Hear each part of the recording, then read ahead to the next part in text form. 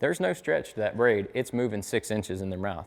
So I feel like that reeling up that slack, what it does is it turns the bait in their mouth to where it, you put a slight bit of tension on it, and it'll put tension on that bait, and it'll turn it to the right direction. So when you pull, you're going to be pulling, and that hook's going to be going the right direction, and that the weight is going to be coming straight out of their mouth. It's not going to be turned sideways to where it can kind of pop their mouth open a little bit more.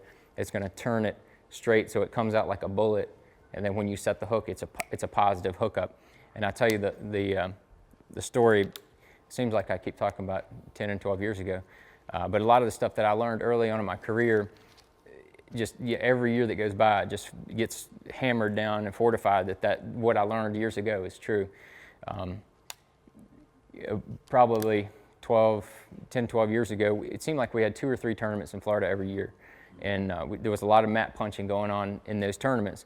And so we always, guys would talk about losing fish. And it all came down to the hook set, because everybody's using flipping sticks, and everybody's using braided line, and everybody's using 1.5 ounce tungsten weights. But guys would talk about losing fish. If you got the right hook, if you got a straight shank hook, a sharp one, you shouldn't lose it. I mean, it should be almost 100% hookup ratio. The only ones you'll lose is if you don't set the hook properly. And what we found out is that we'd go out there and practice, and you'd catch almost every single fish, and then you get in the tournament and you start losing them. And this is indicative of other techniques as well, but it really exemplified in punching mats. So what we started doing is that in practice we would go even slower. We'd get a bite, you'd pitch into a mat and you get a bite and you say, okay, all right, and you just start reeling. You'd never set the hook, you just start reeling, and that rod would load up and it would get heavy, and you'd catch every single one of them. But then what we realized is that in the tournaments, you'd get a bite and then you'd bow down and you'd just try to tomahawk them as hard as you could, and you'd lose those fish. And what was happening is that we figured that the mouth was popping open, the hook was at the wrong angle, and you just didn't get anything. Or you just barely skin hook them and then they'd pull off, and it was a mess. But in the tournaments, what we found is if you had a bite, you just reel down and you can just kind of like lean back on them. I don't want to tear that tablecloth to pieces. But you just kind of lean back on them and then start reeling, and that rod's loaded up. They're not coming off. These braided line, gamakatsu hook, that fish is going to get a hook set.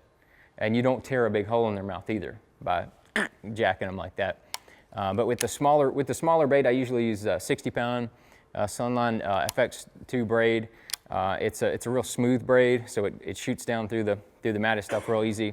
If I'm fishing areas where I might catch 8 and 10 pounders, say Florida, I may bump up to 80, especially if I'm using the 1.5 to 2 ounce weights, the bigger weights. I feel like that the bigger weights, the bigger weights, you need a little bit bigger line. Snell knot, the knot? When I'm braiding, I do tie a snell knot. So that's one thing. And then I kind of went a little in depth on the punching side of the bait, but Texas rig is really, when I initially designed the bait, Texas rigging it is how I envisioned using it, just with a 1/4 ounce or a 5/16, and just putting it on 17 or 20 pound fluorocarbon and just pitching it around, just pitching it here, pitching it there. That's how I envisioned using it, and it's extremely productive to fish it like that. But since I've come out with it, I've found that it's a really good bait on a shaky head. This is a Missile Baits Warlock jig head, and it's got a screw lock on the front. And what I do, I fish it 2 different ways. I think the next slide. Can you preview me the next slide? Yeah, I'll go back to it. Yeah, I'll talk more in depth about it here in just a second. But very good use of it. It's kind of I figured that out after I did it. It's a very good jig trailer, especially for a finesse or a smaller compact jig. Ike's Mini Flip. It's really good for that jig, or just any kind of small compact jig. And it's very good on a wobble head. I didn't figure this out until it was the second day when we were at Waddington the last time. So I'm trying to catch a giant sack and catch old JVD over here. So I'm pulling out all the stops, and I was tired of catching them on 6-pound tests, because every time every drift up there, you get a bite. And on every drift, when you catch one, they'd be between 2.5 and 4 pounds. And on 6-pound tests, it takes forever to get them in. And so you'd get a bite and you'd get them on, and then you'd be 1.5 miles down the river by the time you got it in the boat, and then you had to run all the way back up and then do another drift. So what I started doing is I started throwing that baby D-bomb on a biffle head, wobble head jig deal, and threw it on 12-pound fluorocarbon. And when you get a bite, you could actually set the hook just like you're, fishing normal, as I call it. And you could reel them in, and then I was just boat flipping them up to 4-pounders. They'd reel, and you just wait until they get ready to jump, and then they just basically you make them jump into the boat. And I could catch 2 fish on each drift. Don't listen to that. You catch 2 fish on every drift versus catching 1. So fishing it on a wobble head is a really neat way to catch smallmouth, and it also is good for largemouth. I've caught a fair amount of largemouth on that too, fishing it almost like a finesse jig. And then putting it on a straight jig head like you would a tube.